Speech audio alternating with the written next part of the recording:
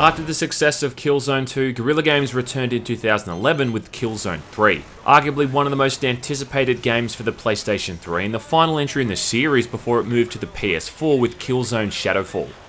Now, at the time of its release, Killzone 3 was still well received by gamers and critics, and I think most people seem to agree that it was a pretty good game. It had a campaign that sought to resolve the storyline and another multiplayer mode to keep people engaged for the months to come. How did the whole thing turn out? Well, I'm so glad you asked. Let's just find out. Surprise, motherfucker!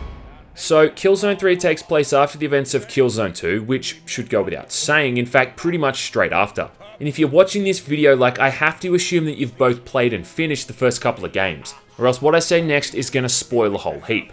Jumping around a bit to begin with, Killzone 3 starts off with the prologue 6 months after the events of Killzone 2, where we see 7 Rico saving Captain Narvel from a public execution. It then jumps back about 6 months to detail the events that led up to this point. If you played the last game, you'll remember that instead of capturing Scolar Visari and potentially ending the war completely, that whole plan was ruined when psychosomatic soldier Rico Velasquez just decided to execute Visari instead, like a total prick. You have not won! You will not! Rico, no! This left the dwindling ISA forces with little to do but attempt to retreat, and it left the Helghast in disarray. Fuck! Helghast ships? The conflict that arises between how best to lead Helghan from this point on falls between two main characters, Admiral Orlok and a guy named Stahl, who is responsible for manufacturing all of the Helghast weapons. Well, I'm thrilled to see that the private sector is interested in state affairs. Orlok's intentions are to destroy the ISA, and he generally has the best interests of his people at heart, whereas Stahl is just a bit of a nutjob, and he just wants to kill and blow everything up and seize control of the government for his own agenda. Revenge! The internal struggle and politics over who gets to lead from this point on forms a central theme to the story, outside of all the other crap that the ISA has to deal with, and they're just kind of stuck in the middle of this giant shit sandwich. It is interesting though that we actually get to see more of the workings of the Helghan government outside of the short glimpses into Visari's dictatorship that we saw in the previous games. And Stahl, who's voiced by Malcolm McDowell, is a pretty cool antagonist. The time has come for some new fucking management. Same with Orlok, who's voiced by Ray Winstone. These are two intriguing dudes whose disagreements create a compelling rift. That is until Stahl just falls into comic book villain mode and starts creating super powerful weapons to blow up planets. Kind of thing that feels like it belongs in one of the Roger Moore Bond movies. You've got to give credit to the animation and voice acting during the cinematics, which are just really well done. I don't know what it was with a lot of Sony exclusives always having these really well done cutscenes, like the Uncharted games were another example of this too. The opening cinematic, where you see things from Visari's perspective, is really unique. And you even get to see Visari's daughter too, who looks like she suffers from fetal alcohol syndrome. Father. This is also probably one of the best looking games made for the PlayStation 3. I think The Last of Us also comes pretty close, but Killzone 3 has way more variety with its environments. You'll be going from barren deserts to arctic facilities, industrial factories, through to creepy looking alien forests where the trees look like they're made out of tarantula legs. And the sound design too, my god, the weapon sounds, the ambient effects and the soundtrack, it's just superb stuff. And it all culminates during the game's many cinematics, where the production value and the voice acting just makes them really compelling. Again, unsurprisingly, the Helghans are the most interesting characters in the whole game, even though they're supposed to be the villains. I don't really give a shit about a bunch of generic, gruff-sounding soldiers with 5 o'clock shadows and crew cuts. Give me more of a bunch of old dusty space Nazis arguing inside a giant war room any day of the week. The real villain of the game anyway is Rico Velasquez, and look, let's not forget that pretty much everything that's happened after the ending of Killzone 2 is his fault. I just can't think of a single video game character that I've gone from liking so much to despising so much across a single game series. The amount of shit this guy gets away with, like talking back to superior officers and generally just being a complete douchebag, is just nauseating. Is that understood? Yes, sir! Sergeant Velasquez, are you too stupid to follow a direct order to shut the fuck up? And for some reason, Guerrilla Games really want you to like this guy because he's such a pivotal and important character in the storyline, and he just keeps popping up. How has no one just knocked this guy out yet? Alright! First thing you'll notice when you actually start to get playing Killzone 3 too is that it controls a lot smoother. Compared to Killzone 2, which almost felt like it had input delay, Killzone 3 easily has, I think, the best controls out of these first 3 games, without a doubt. I really hated the way the screen would sway when you reloaded weapons or threw grenades, which has also been toned down. So throwing a grenade doesn't make me want to barf anymore. Now look, I get why they did what they did with the controls in Killzone 2. Like, they tried to make every animation and movement really feel like it had a purpose and a weight to it, and it did, but it just made the movement feel kinda laboured at times. There's still a bit of a weird issue though, like somehow the controller's gonna almost over-aim if that makes sense, but for the most part this is a much improved control scheme. There is the return of the 6-axis events, but they're far less frequent, which is a good thing, because 6-axis controls fucking suck. All of the guns from the previous games make a return too, with a few new additions. One of these new guns is the arc cannon, which uses petricite as ammunition, petricite being something that formed a pretty big plot point in the last game. And the way this thing works is that it fires out these energy blasts that just turn enemies into puddles of goo. Bit of a shame you don't get to use it all that often though. In fact, it's actually pretty constricting on what weapons you get to play with. The weapon choices are highly situational and way more controlled. And I just found that a lot of the time the only weapons I had available were the ISA assault rifle or the Helghast variant. On a positive note though, they fixed the weapon limit from Killzone 2, kind of. In Killzone 2 you could only hold a primary weapon and a sidearm. Now the primary weapon could be anything, but the sidearm was always a revolver. In Killzone 3 though, this is still the same, but now you can also equip a heavy weapon as well as a primary. A heavy weapon being something like a minigun, a flamethrower, or the arc cannon. Now, this is an improvement from before, but I still don't understand why they can't just let you equip any 2 weapons you want to have. My ideal combination in shooting games is a shotgun and an assault rifle. An assault rifle for ranged combat, and a shotgun if someone gets too close and starts trying to kiss me on the lips. But I don't have that option here because shotguns and assault rifles are both considered primary weapons, so it's kind of one or the other. And it's just a weird design choice that limits the freedom and the options the player has, and I don't know why the developers just stuck to their guns with this. I mean, this is a game about gas mask wearing space soldiers using irradiated rocks to create super weapons. Realism has no part in any of this. Funny thing is, the best bits in this entire game is when it's not being a shooting game and starts to go off the rails, because that's when it actually differentiates itself from everything else you've done before. Like one of the chapters, you're doing a bit of recon work, moving through the shadows, sneaking through bushes and taking the Higgs out with a silenced SMG, or using hazardous fauna like it's a red explosive barrel. Later on you get a jetpack and have to hop from iceberg to iceberg in between gunning Helghast down with your mounted machine guns.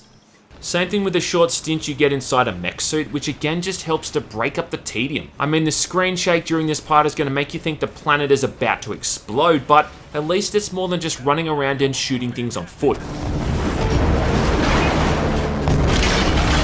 Here's the thing, right? Killzone 3 shooting works fine at medium to close range. In fact, that's when it's at its absolute best. But it's when the game throws enemies at you from long distances when it starts to crap its pants. Because about the only guns that consistently hit on the mark at long range are the 2 rifles you get, but they're weapons you're not really given all that often. From long range, the enemies usually just find something to hide behind before popping out every few seconds to take a couple of shots. Then they pop back inside cover again. And what you end up getting is this whack-a-mole with the enemies, waiting for them to show themselves so you can fire off a few shots, then repeating a few times until you're finally able to whittle their health down and kill them. It's not fun, it's not challenging, it's just tedious, and it's in stark contrast to just how much more enjoyable the shooting is when you're engaging enemies head-on or at medium or close range, where the shooting's just infinitely better. Annoyingly too, the Helghast are super accurate with weapons from long range, even with weapons that they shouldn't be, like the LMG, which just isn't fair. What I think also doesn't help is that Killzone 3 just has a lot of combat areas that just feel rushed and poorly thought out. It's like the level designers threw this whole thing together, but they never went back and actually play tested it. You often just get absolutely melted sometimes before you even know what hit you. Like, look at this clip, right? I checked it while I was editing. I died in 30 frames. Now, if I'm recording my footage at 60 FPS, then that's half a second it took for me to be killed. Half a goddamn second. Alright! And I think on some level that Guerrilla Games might have been aware of this because they've added in this mechanic where you can be revived by Rico if you take too much damage. And then on top of that, it seems that health regeneration is way more faster than the previous games. This was a common issue for a lot of shooting games at the time that had regenerating health, and I really do think that developers just didn't give a shit about it, because their reasoning was that the player had regenerating health, so all you'd have to do was hide for a few seconds until you recovered. I mean, who cares how many enemies we throw at the player and in what order or pattern? They can just hide whenever they need to until their screen stops looking like it had tomato sauce sprayed across it. And while that may be true, the cycle of taking damage and then just hiding and then repeating this a dozen times a level doesn't really make for enjoyable gameplay. You see this a lot in the Call of Duty games where you just get this barrage of gunfire during combat and you're just expected to play hide and seek until everything's dead. I mean, at least Killzone 3 doesn't flash that giant get to cover warning on the screen though, so that's a consolation. I also reckon there's no sense of escalation in this game either. Like, the gunfights in the first chapter I found to be just as difficult and intense as the gunfights in the final chapter. And that also highlights a big problem I have with this game, and that's the pacing, which is just all over the place. So like, the campaign starts off with roughly 15 or so minutes of cinematics and the prologue, where there's no action whatsoever. But then suddenly you're just controlling Sev and thrust into combat head on, and you're not really eased into it, you're thrown right into these huge gunfights. From the very first chapter, you're just up against droves of Helghast and already getting one-shotted by missile launcher wielding enemies, an enemy type which are the gaming equivalent of a sucker punch. Now, this goes on for a couple of hours, but then the game switches gears with the stealth section before going right back into combat for another few hours. It'd be like listening to someone giving a speech and they either go from shouting at the top of their lungs to whispering so you can barely hear them. Now, I think part of the blame for this falls on the writing, but just also the level design. Like, it seems you're either taking on entire platoons of enemies, or there's so little happening that you'd expect to see some tumbleweed go rolling past. What's kind of odd too is that in the prologue level, they make you do a tutorial on firing a weapon. I mean, really? Is there anyone who's played Killzone 3 at this point who hasn't played the other games? And yeah, I'm sure shooting static targets in a zero risk environment's really going to set you up for taking on a dozen Helghast at once. I almost get the feeling that they didn't know what the story was going to be and they kind of made it up as they went along. I mean, Naughty Dog said that with Uncharted 3 that they built the story around the set pieces. And I kind of feel like someone must have said, you know, hey, wouldn't it be cool if the game started with Sev and Rico saving Narville? And then they just kind of wrote the story leading up to that point based off it. That would explain why it jumps from scene to scene so abruptly.